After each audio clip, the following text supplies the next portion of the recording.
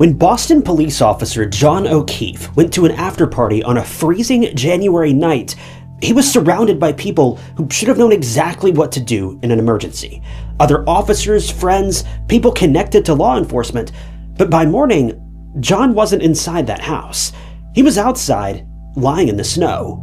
And almost immediately, suspicion turned to his girlfriend, Karen Reed, the one who dropped him off there hours earlier. Police said that she had hit him with her SUV and then left him to die. But Karen's side of the story was much different. And as the case unfolded, the question became less about what happened in that driveway, and more about what may have happened inside that house.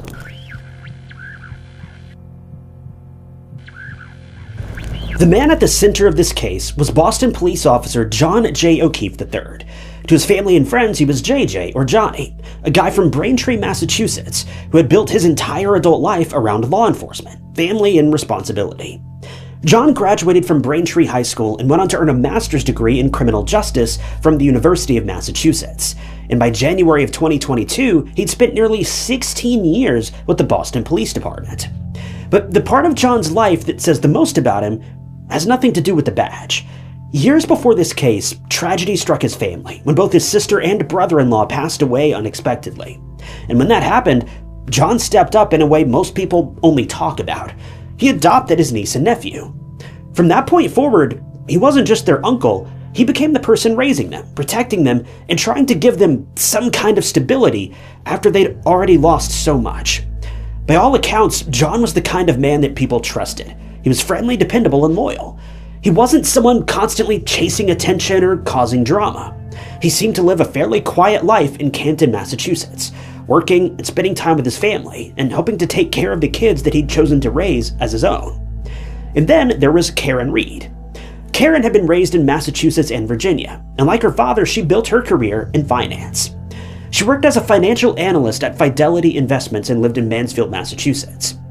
Now, Karen and John actually had a history long before this case. They first met back in 2004 and they dated for a while, but eventually that relationship ended and they lost touch. Then, in the middle of 2020, they reconnected on Facebook. At first, it probably felt like one of those strange second chances that only comes once in a lifetime. Two people from each other's past finding their way back together years later. But less than 2 years after they got back together, that second chance would lead both of them to 34 Fairview Road. And by the next morning, John would be dead, and Karen would become the woman accused of killing him. But cases like this, they're rarely what they seem. On the surface, this case seemed like an open and shut story of the girlfriend did it. But that would be so incredibly far from the truth.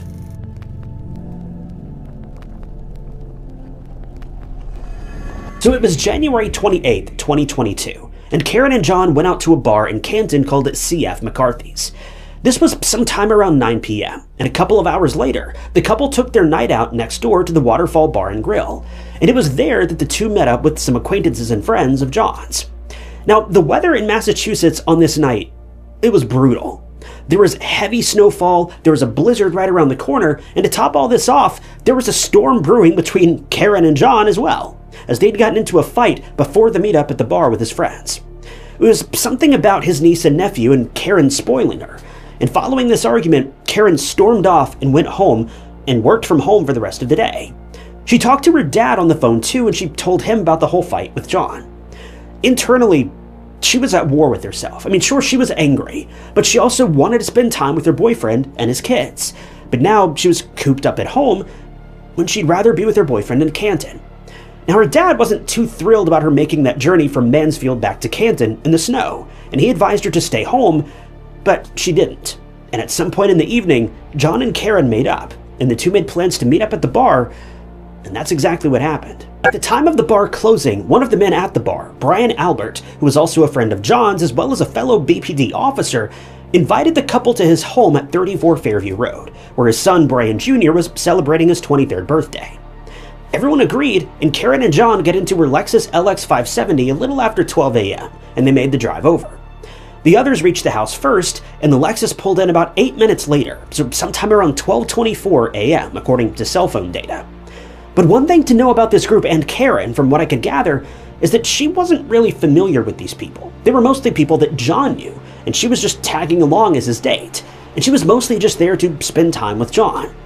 So to break the ice, John proceeded to go inside the house first to let everyone know that they'd arrived, while Karen waited out in the car because she felt uncomfortable. John was supposed to come back out and get her, and then they would enter the home together. But Karen waited and waited, and seconds turned into minutes. And after about 4 to 5 minutes, she grew restless. John still hadn't come back for her or signaled for her to join them. And this is getting really weird. I mean, the front door was just feet away. Karen kept waiting in the car as she said she would, but John just never came back. Well, phone activity showed that he walked 36 steps specifically, and this was around 12:32 a.m.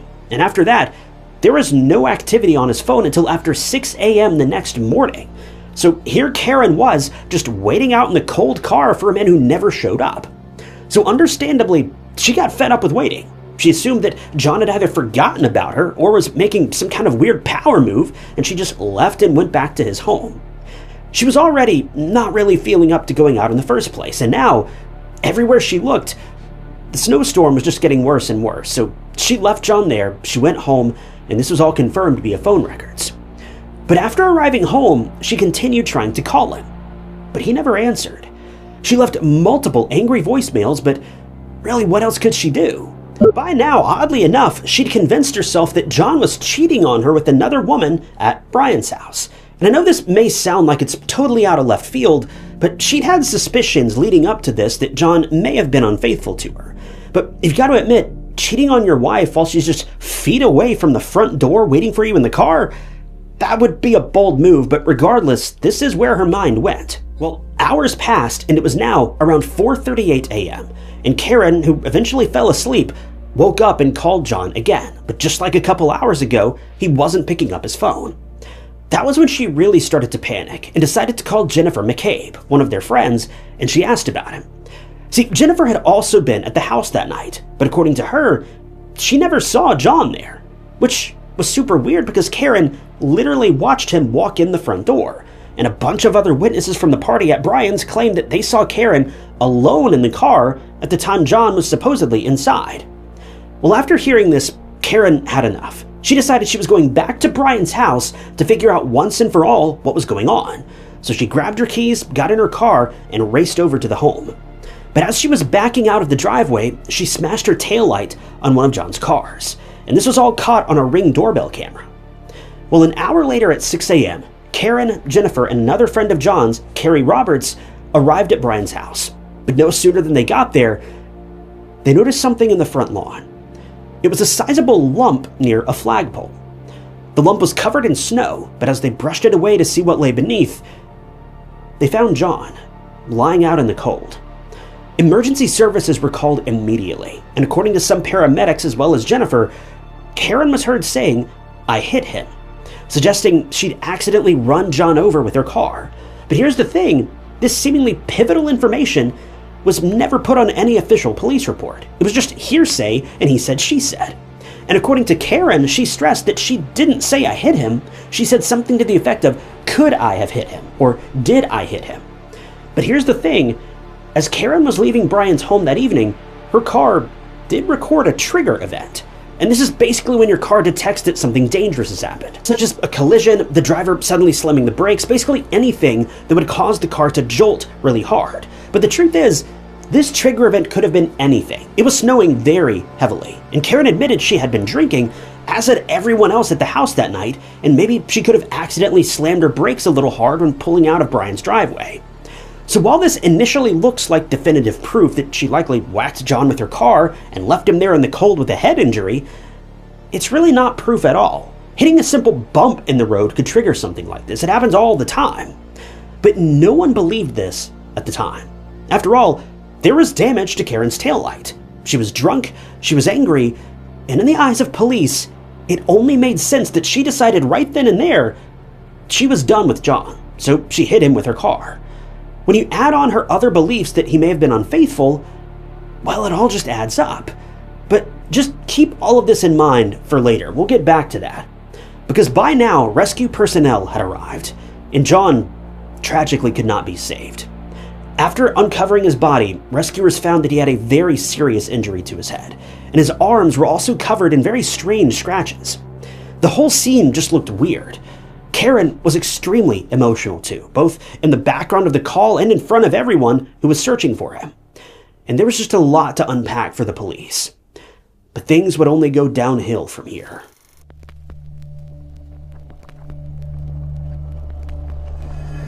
Now, there's one thing you need to understand about this case. The house at 34 Fairview Road was not just some random house. It belonged to Brian Albert, a fellow Boston police officer, and his wife, Nicole. And inside the house that night were people connected by family, friendship, or even law enforcement. Nicole's sister, Jennifer McCabe, was also involved. So was Jennifer's husband, Matthew. Brian Higgins was there too, a friend of Brian Albert's and an agent with the ATF. In other words, the people surrounding this case weren't just party guests. They were people with connections, and people that knew each other, and people who in one way or another understood how investigations worked. And that matters because Karen Reed and John O'Keefe arrived at that house, and the people inside later claimed John never came in. But Karen knew that he did. This one disagreement would become the entire fracture point of the case, because if John never entered the house, then the state's theory was simple. Karen hit him with her SUV outside and left him in the snow. But if John did go inside, then the whole case changes. Suddenly the question is no longer what happened in that driveway. It becomes what happened in that house, and why everyone there seemed so certain John was never in it. There are a few other names that'll matter later, like John Albert Jr., whose birthday party was happening that night, and Carrie Roberts, one of John's friends who helped search for him that morning. And then there's Chloe, the Albert's German Shepherd. That may sound like a random detail right now, but it soon becomes one of the strangest parts of this entire case. For now, though, all you need to know is this. John O'Keefe ended up dead outside a house full of people connected to law enforcement. Those people said he never came inside. Karen Reed said something didn't add up. And from that point forward, the case was no longer just about a woman accused of hitting her boyfriend. It was about whether the official story made any sense at all. The investigation into John's mysterious passing started almost immediately, and the lead investigator in this case was a former Massachusetts state police officer, Michael Proctor. But that only made the investigation so much worse. See, Michael, right off the bat, was really snide towards Karen for some reason. And to top this off, a few hours into the case, and he was spilling all of the details of an active and serious investigation on a group chat with his friends. He wrote things like how they wouldn't be able to prove that Karen hit John with her car, and the case should be solved relatively quickly because all the powers that be want answers ASAP. Whatever that means. And as if discussing a case with his friends like it was a Sunday baseball game wasn't enough, he called Karen inappropriate names, reportedly told his friends that she was done for, and made fun of her medical condition. Needless to say, all of this was uncalled for. But as expected, 4 days after John's passing on February 2nd, 2022, his girlfriend Karen was arrested and charged with manslaughter, motor vehicle homicide, and leaving the scene of a motor vehicle collision that caused death. She appeared in court and pleaded not guilty to all of the charges. But then, in June of 2022, new charges were added, which included manslaughter while under the influence of alcohol and leaving the scene of a personal injury and death, and again, she pleaded not guilty. Her bail was set at $100,000, and she paid it and was released. She insisted she was not responsible for her boyfriend's death, nor could she have even possibly been there at the time that he ended up by that flagpole. She was just sitting there watching the front door the whole time from her car. She saw John go in, and if he'd come back out, she would have seen it. But she didn't. So she got Alan Jackson and David Yannetti as her attorneys, and they started their work.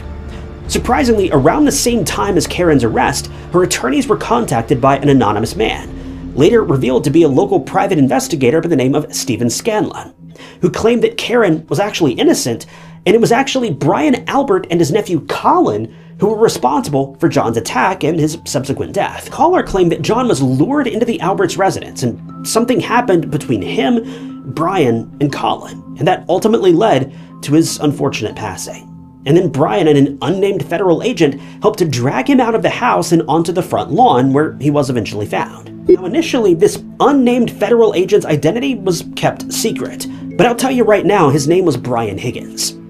Stephen, the PI who was explaining all this, also came forward and claimed that he'd called David Yannetti and notified him of this tip as well. So Karen's lawyers both knew about all this. This was a big moment in the investigation because up to this point, Karen had no way to defend herself. It was her word against a bunch of cops who were at the house that evening. The fact that the couple had been fighting, with Karen being unwilling to go to the Alberts, and the overall tension leading up to this incident, it just rubbed everyone the wrong way. Everyone suspected Karen, and she had no defense until now.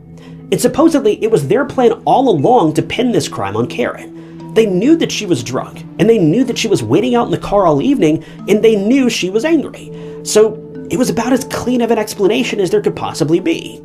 But Karen and her attorneys vowed to not go down without a fight.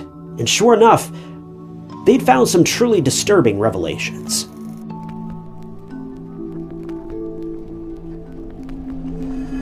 At this point, the only thing the state had going for them was Karen's damaged taillight. The prosecution believed that the taillight got damaged during the impact with John. But Karen's attorneys didn't think so. They strongly believed that the evidence was falsified to trap her and make her look guilty. And who falsified that evidence, according to the defense? Well, none other than former trooper Michael Proctor. See, Michael actually recovered the broken taillight in one of the searches on February 11th. CCTV footage also showed Michael standing behind Karen's vehicle almost exactly at the spot where the taillight was broken, and it's alleged that he tampered with it there and then planted the evidence to divert the attention from the Alberts and the McCabe's to Karen. But we have to remember, Karen was seen on security footage from her home accidentally backing into one of John's cars. So is it really so hard to assume that this is how she broke her taillight? Now, there were pieces of her taillight found near the scene of the crime, but as we've established, Michael was also seen wandering around the area of the broken taillight, and then Michael was also seen at the scene of the crime. Interesting. Also, Michael is known to have allegedly had close ties with the Alberts, the owner of the house where John was found. But then, there is the odd phone activity that's also highly disputed from both sides.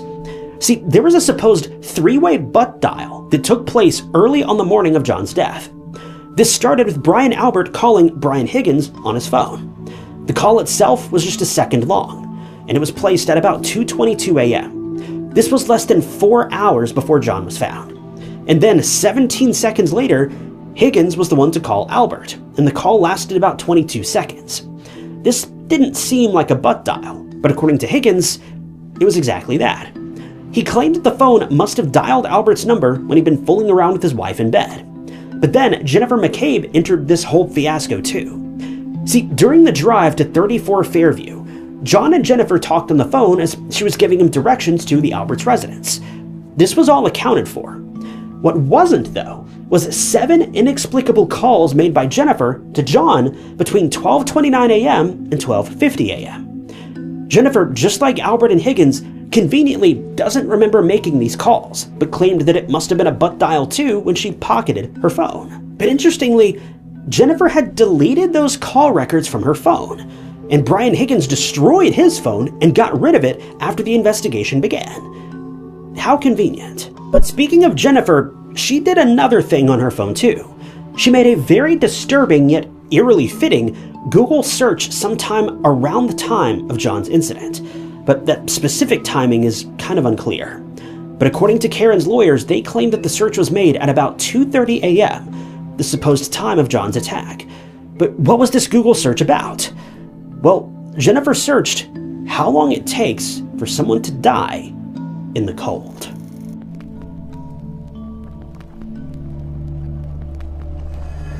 The first trial against Karen was held on April 24th of 2024.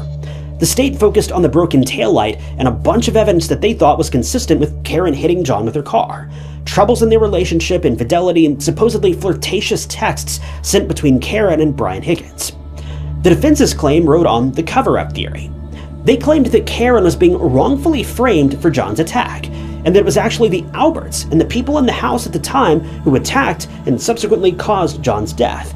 And then they planted evidence, spun stories, and used their powerful influence to pin it all on Karen.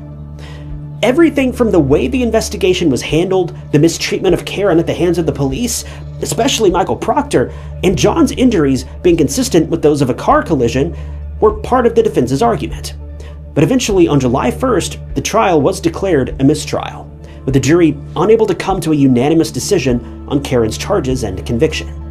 But a second trial was held in April of the following year, and this time, the defense had more evidence in Karen's favor, and it was John's injuries. And this is where Chloe, the German Shepherd, comes into things. See, according to the defense, John's injuries were consistent with a dog bite, and to everyone's surprise, Chloe was rehomed shortly after John passed away, being sent to a farm in Vermont. All of this was just too much to be coincidental. Now, German Shepherds are known to be very protective of their owners, especially when they're in trouble or in distress. So if some sort of fight did break out in the home that evening, it's not crazy to assume that Chloe may have involved herself somehow. But if you can imagine, things are about to get even more strange, because when John's injuries were later tested for dog DNA, well, they found none. But what they did find was pig DNA. Now, this has never been explained, and no one knows how this could have possibly happened, but the defense strongly alleged that the Alberts and McCabe's tried their best to get rid of all the evidence that would point fingers at them, and even got rid of their phones and then their family dog. But thankfully, after all of this was presented in court, the trial wrapped up relatively quickly, and on June 18th of 2025, Karen Reed was found not guilty. Karen spoke about this whole ordeal in an interview after the fact, and said she had a life before all of this, a job, a routine, and everything was mundane and uneventful. And after this incident, she was just fighting for her life back, for something she had no part in, and in my opinion, very clearly so. It's scary to think that she could have ended up in prison for something she likely didn't even do, but her attorneys fought tooth and nail for her freedom. A movement was started in Karen's favor, #FreeKarenReed, and people who supported and stood by her were present outside the courthouse, and the crowd erupted into cheers and tears when the verdict was given. Now, Karen was found guilty of driving under the influence. This much was undeniable, and she was given a year's probation and had her license suspended.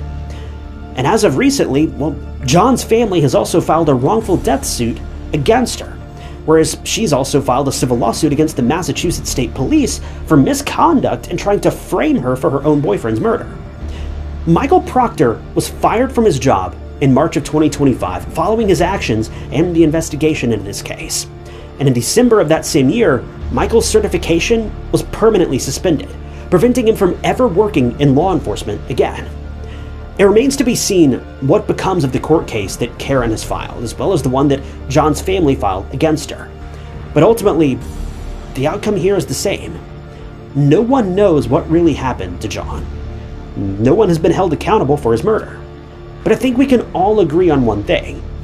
Something strange happened at the Alberts' home that night. But the truth of the matter may forever remain unknown.